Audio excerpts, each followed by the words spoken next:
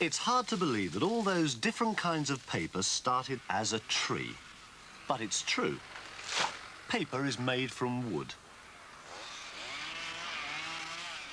After the trees have been cut down, some of them go to a pulping plant to be crushed into wood pulp. First, the bark is stripped off the logs. Then they go into a chipper machine that chops them into tiny pieces.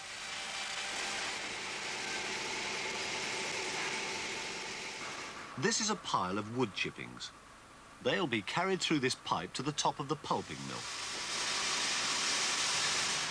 The wood chips are broken down and washed in the pulping mill.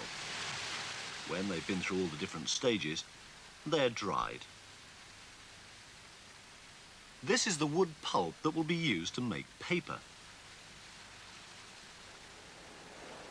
This is a paper mill. These are bales of waste paper. They will be mixed with wood pulp and made into new paper.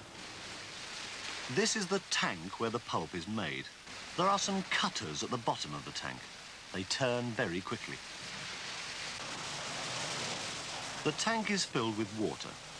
A pink colour has been added. It will make pink paper. The waste paper drops off the conveyor belt into the pulping tank.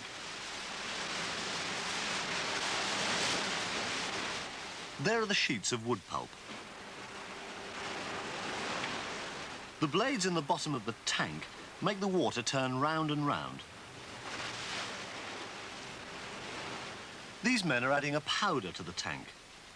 It helps to break down the paper.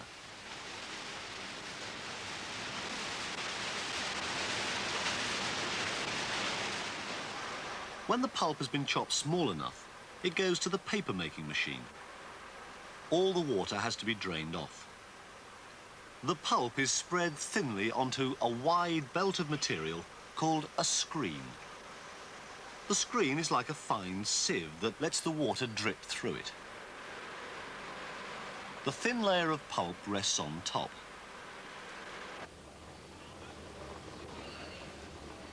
By the time it reaches the end of the belt, the paper is dry enough to be rolled up.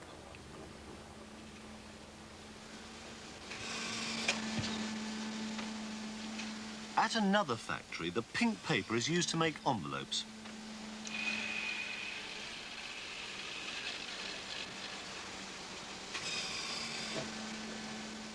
This machine cuts out shapes for envelopes.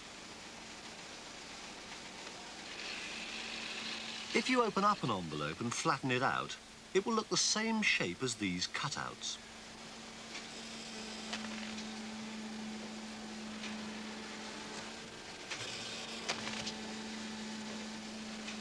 The cutouts go into another machine. This machine puts glue on the envelopes.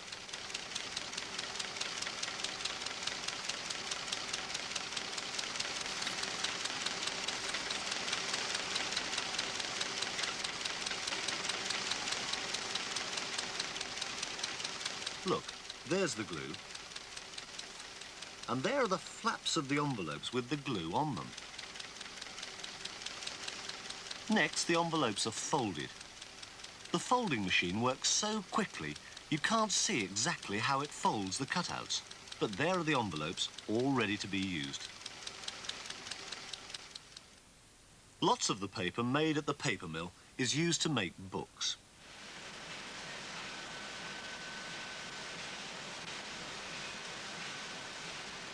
These are all printed pages for picture books.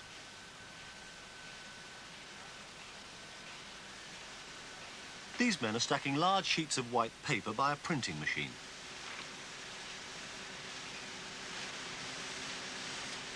The pages are lifted one by one into the machine. These are the rollers on the printing machine. There are pictures and words on them. Each roller is carefully set to print a different colour. The colours look like paint, but are called printer's ink. That's the printer's ink being stirred up to stop it hardening. The man in charge of the machine has to make sure that all the colours are printed perfectly. This book is about Oliver Onion. Have you read it? Now, the big printed sheets of paper have to be cut down to make the pages of the book. First, the edges are trimmed. The waste paper will go back to the paper mill to be used again. Now he's going to cut the paper into sections.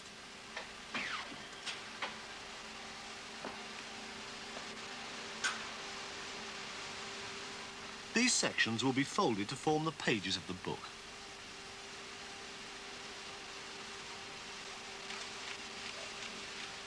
Another machine folds the pages.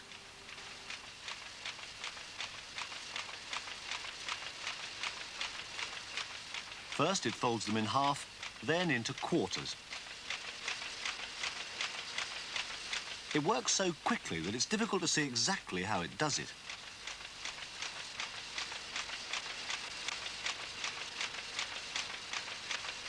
But here are the pages all folded to book size.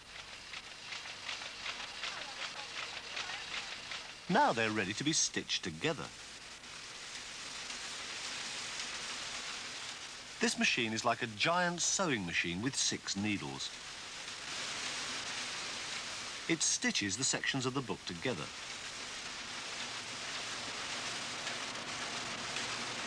Well, that's the inside of the book. Now for the cover. These are pieces of cardboard. They're used to make the cover stiff and hard. The machine sticks the cardboard to the printed paper covers. When they come out at the other end of the machine, they are checked to see that they are perfect. All that's left to do is to fit the pages of the book into the cover.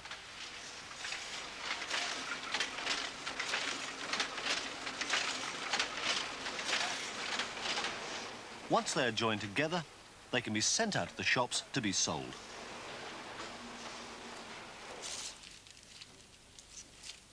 At Peterbrook School in Birmingham, a class has been learning all about paper.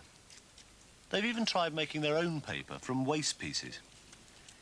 In a smaller way, they've followed all the stages we saw at the paper mill. A potato masher came in very useful for breaking down the pulp. Okay, that's right enough. Now, if you can swish it back and forth to mix it all up to begin with. That's it.